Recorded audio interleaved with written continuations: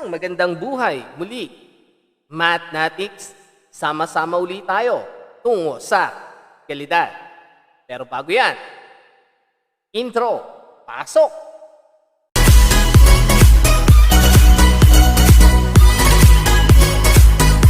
Tayong pagbabalik sa Robin's Math Review. Nais ko po palang magpasalamat para sa mga nakapag-subscribe na sa aking channel. At kung ikaw ay bago lamang sa aking channel, so pindutin mo na ang pulang buton. Ganun din ang bell. I-hit mo na rin para sa mga susunod na video lesson na aking upload sa channel ko. Ayan nga. So ngayon ngang araw na ito ay pag-aaralan natin kung paano i-identify at i-simplify ang rational algebraic expression. At inaasahan na sa pagtapos ng video ito ay matututunan natin ang bagay na ito. Tells if the given expression is a rational algebraic expression or not. Simplify rational algebraic expression and display correctness in identifying and giving example of rational algebraic expression. These are expected for you to learn after this video. So let us have a warm-up activity for this lesson. Again, we're going to identify and simplify rational algebraic expression. So we're going to identify whether the following is a rational algebraic expression or not by simply answering yes or no. To identify an expression, whether that is rational or algebraic expression, it is very important for us to know and have a background regarding rational algebraic expression. So, what is algebraic expression? What is rational algebraic expression? So, we must have a background with this in order to identify a rational algebraic expression. So, can you give example of a rational algebraic expression? So, these are things that we need to answer identifying an expression, whether that is a rational algebraic expression or not. Here are some examples of an expression, and let us identify whether this is an algebraic expression or rational algebraic expression or not. X squared over x minus 3. Is this a rational algebraic expression or not? If you say that this is a rational algebraic expression, then you're right. Mamata nga. So, that is correct. How about 1 over square root of y?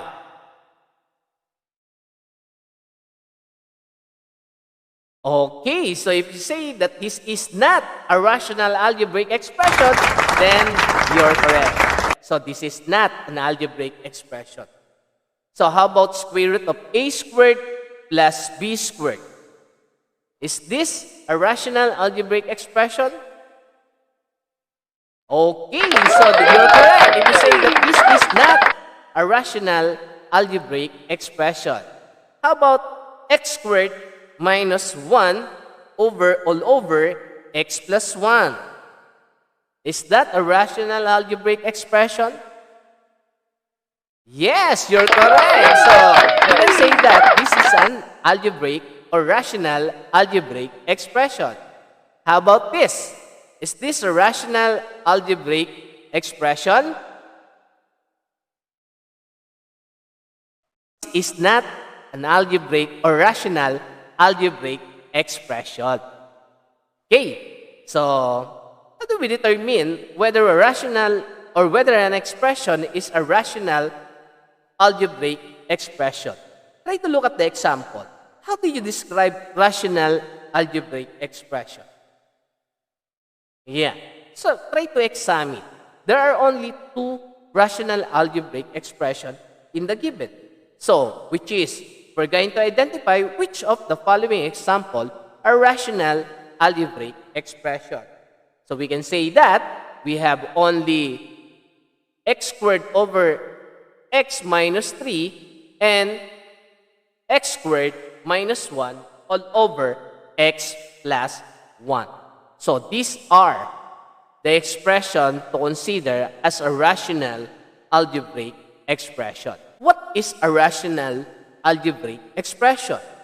So by studying and determining what have you noticed to the example and how do we say that this is a rational algebraic expression?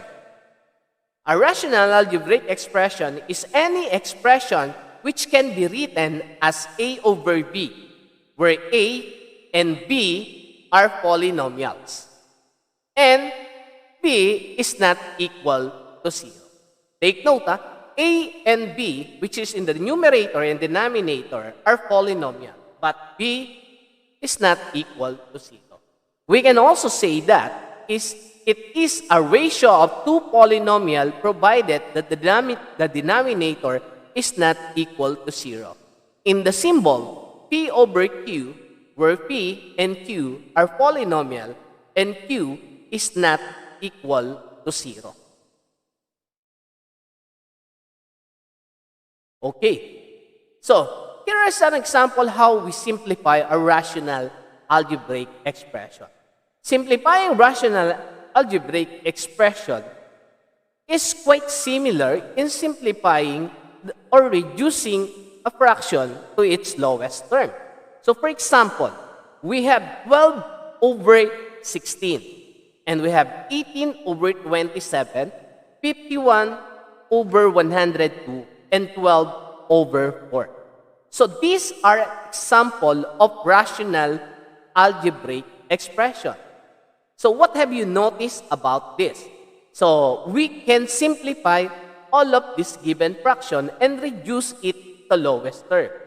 So similarly, if we're going to simplify rational algebraic expression, so we are only reducing that to lowest term.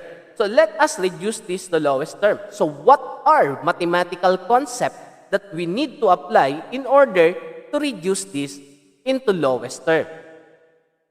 So we're going to reduce it by simply getting its GCF, or what we call greatest common factor.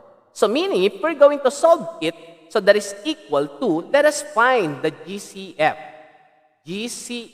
of this given fraction. So what is the greatest common factor of 12 and 16? Okay, so we can say that it is 4. Then, we're going to divide the numerator by the GCF as well as the denominator by the GCF. So therefore, we have 12 divided by 4, the answer is 3. Over 16 divided by 4, the answer is 4. So therefore, the lowest term of 12 over 16 is 3/4. Okay, how about 18 over 27? So the GCF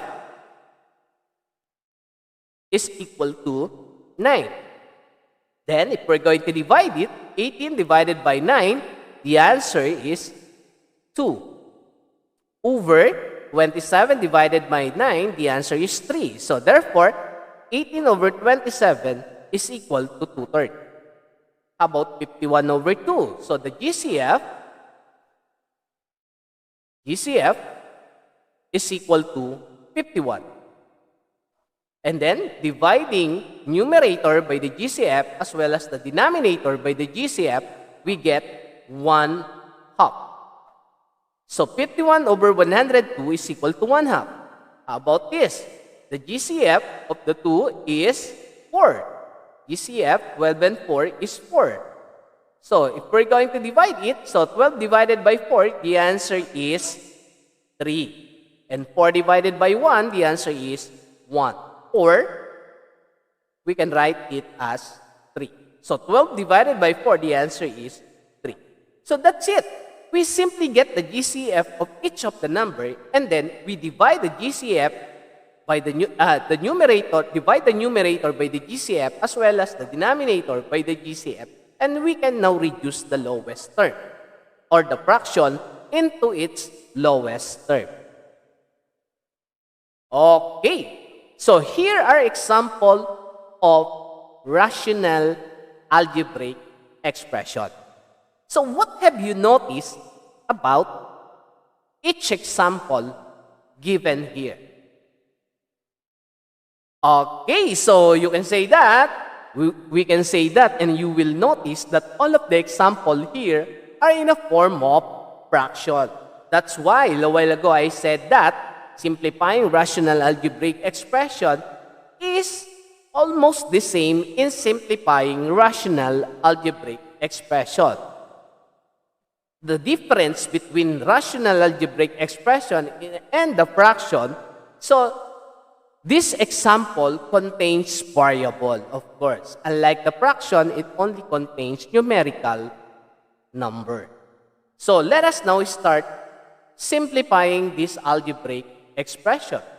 Okay, negative 18 b raised to fifth power and d squared all over 9b d raised to 7. How are we going to simplify that? So to simplify that, that is equal to negative 2b raised to the fourth power over d raised to 5. Okay, there are two things that we can do in order to simplify this. The first thing that you can do is simply divide negative 18 over 9 times b 5 minus 1 then d squared minus 7. So applying laws of exponent to the variable, which is, you can now say that we have negative 18 divided 9 is 2, negative 2. And then we have b raised to the fourth power. Then, since 2 minus 7, we get the answer negative 5. So we're going to put that to the denominator. And we have now d raised to 5. So, why do we put d5 to the denominator? Because we get negative here. And according to the laws of exponent, negative exponent, so we're going to get its inverse. So we put that in the denominator. So the answer is negative 2b raised to 4 over d5. Another way in solving this and simplifying this is to expand the variable that we have. How are we going to do that? So, for example, we have negative 18 and 9 divided by 9. So, let us expand the variable. So, we have b5. So, we're going to write b 5 times. So, we have 5b here and then 2d. All over, so we have b and then 7d. Something like this. 1, 2, 3, 4, 5. So we have 7. And now we're going to perform cancellation. For example, cancel b here. Okay, wala na. And then we have cancel d. So 1, cancel 2d. Now, let us count. We have now b, and b. So we have 4b. So therefore, negative 18 divide 9. The answer is negative 2. Negative 2. And then we have 4b. So that is b raised to 4. Then over, we have 5d. So we have d5. So this is another way or an easiest way to simplify the rational algebraic expression. You can do the first method by simply applying the laws of exponent to the variable. Or to avoid confusion in solving this, you can also expand the variable and use cancellation para makuha natin and we can get the answer in its simplest form. Okay, so we have now get the same answer that we get to the first method. So let us try. 5x squared plus 10x plus 5 divided by 3x squared plus 6x plus 3.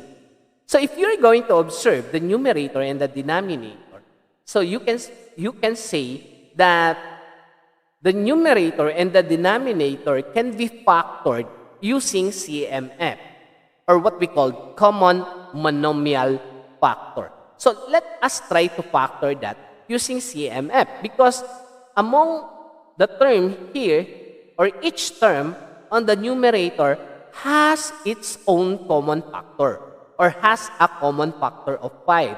So therefore, CMF in the numerator is 5. So let us now solve. So the common monomial factor is 5.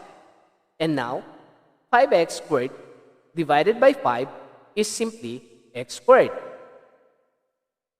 Plus 10x divided by 5, the answer is 2x. Plus 5 divided by 5, the answer is 1. So therefore, in the numerator, so we have 5 times x squared plus 2x plus 1. And you will observe and notice also into the denominator, it can be factored also by common monomial factor. So the common term between 3x squared plus 6x plus 3 is 3. So we get the common monomial factor. Then we have 3x squared divided by 3. The answer is x squared. Then plus 6x divided by 3. The answer is 2x. And then we have plus 1. Okay, so that's it. Now, if you're going to notice, so there are similar polynomial to the numerator and denominator, then we can now cancel. So cancel it. So the answer is 5 over 3. So that is equivalent to 5 over 3. How about this? So if we're going to observe, we're going to factor this. We can factor x squared plus 3x minus 10 by general trinomial. So we're going to factor that by general trinomial. And this by square of binomial. Okay, so how are we going to factor that?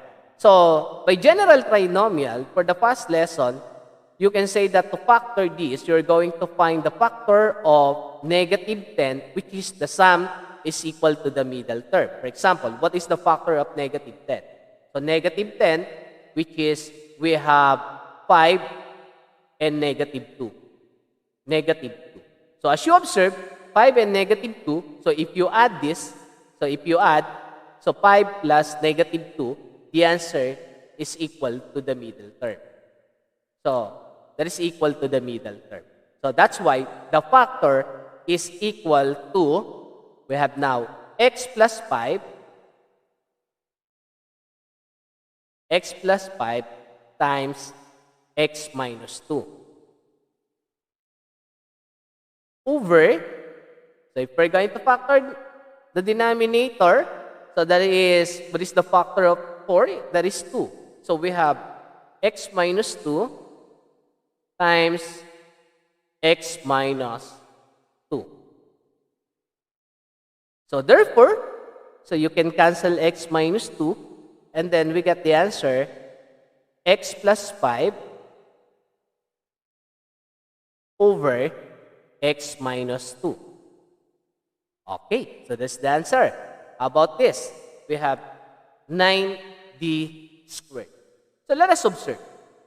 So 9d squared. So there are only monomial in the numerator, but there is a binomial in the denominator. And as you observe, the denominator can be factored again using CMF. So if you are going to factor that, so factor the denominator using the CMF, which is 3. So 3, which is 3D. So 3D times 7b, then plus 1. And then you're going to factor the numerator, 3d times 3d. So 3d times 3d is equal to 9d squared. And now you can cancel 3d. Then we have now 3d is equal to 7b plus 1. So that is the answer. So that is the way on how we factor or how we simplify rational algebraic expression. So we can simplify that by simply factoring the polynomial that we have in the numerator and then the denominator. So you can also review this video if you didn't understand it in the first explanation. Okay, so let us try. So there is 5 over 3, and this is x plus 5 over x minus 2, and this is 3b over 7b plus b. So that is the answer on how to simplify this rational algebraic expression. Now, based on the activity that we did, do we simplify rational algebraic expression? So what have you noticed when we simplify the rational algebraic expression? Take note, a rational expression is said to be in the simplest form when the numerator and the denominator have no common factor other than 1 or negative 1.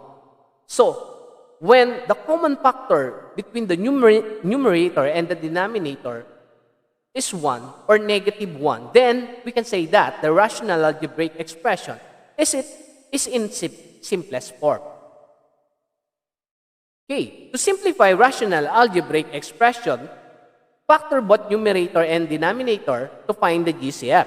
Or you can also factor that using factoring method. So factoring general trinomial, factoring square of binomial, factoring difference of 2 squared. So it is very important we have a knowledge in different factoring in simplifying rational algebraic expression. So divide both numerator and denominator by their GCF. If they have the GCF or the greatest common factor. Okay, so let us share what we have learned in this lesson or in this video. What do you think is the significance of studying the concept of rational algebraic expression? So what is the importance in simplifying rational algebraic expression? So if you have any idea about this topic and you want to share your thoughts about this question, do not hesitate to comment on the comment section of this video. Cite one real-life situation that demonstrates simplifying rational algebraic expression. Okay, so that's it for the lesson for today. So I hope that you enjoy watching and learn something about the video that we have or the lesson that we have for today. Thank you for watching my video.